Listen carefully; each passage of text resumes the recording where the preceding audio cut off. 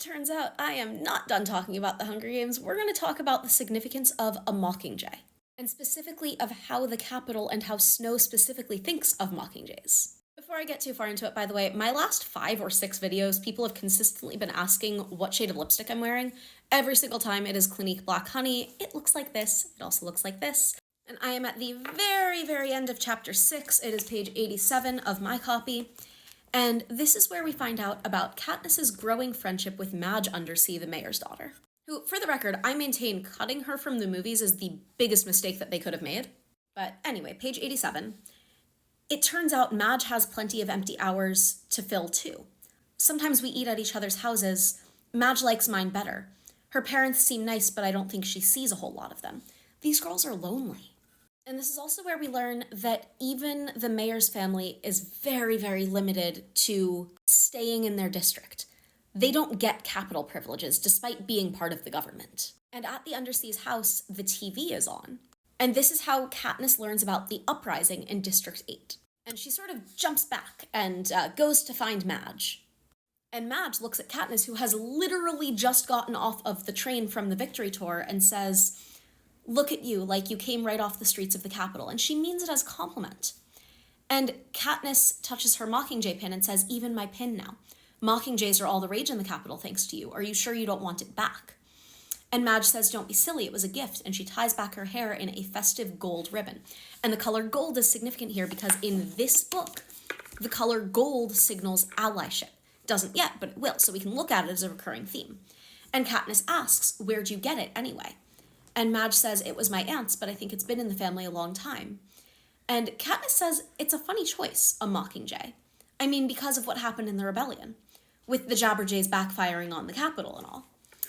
And Madge says, "But Mockingjays were never a weapon. They're just songbirds, right?" And Katniss says, "Yeah, I guess so, but it's not true.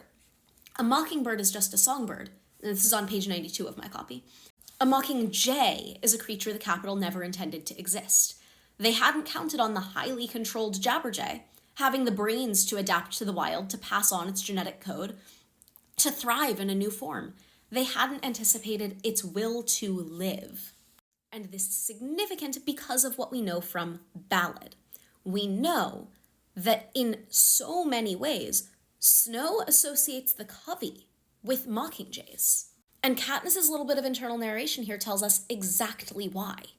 Because the Capitol never intended for the Covey to keep existing. And that's consistent with how authoritarian regimes tend to deal with nomadic peoples. In general, with how governments deal with nomadic peoples. People who don't just continue to exist in one clearly defined area to be counted in a census and to have that area stamped on all over their identification. Like, that generally does not play well with governments anyway. But the Capitol, and Snow as representative of the Capitol, clearly thought that they could control the Covey by rounding them up and locking them in 12. But they didn't count on the now highly controlled Covey having the ability to adapt, to pass on their culture, to thrive in a new form.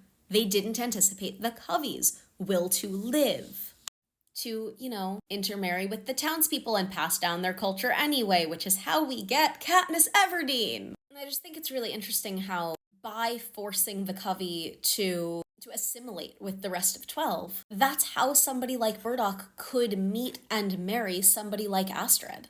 The Capitol's attempts to control the Covey are absolutely what led to the parentage that created Katniss and the culture that she still has access to, or at least the songs and the rebellious instinct that she still has access to. There's a sort of separate side commentary there about how she has her culture's songs and physical characteristics, but not really access to any of the culture.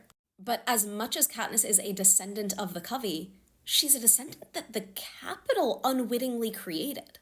Outside of the propaganda symbolism of it all, she is a Mockingjay.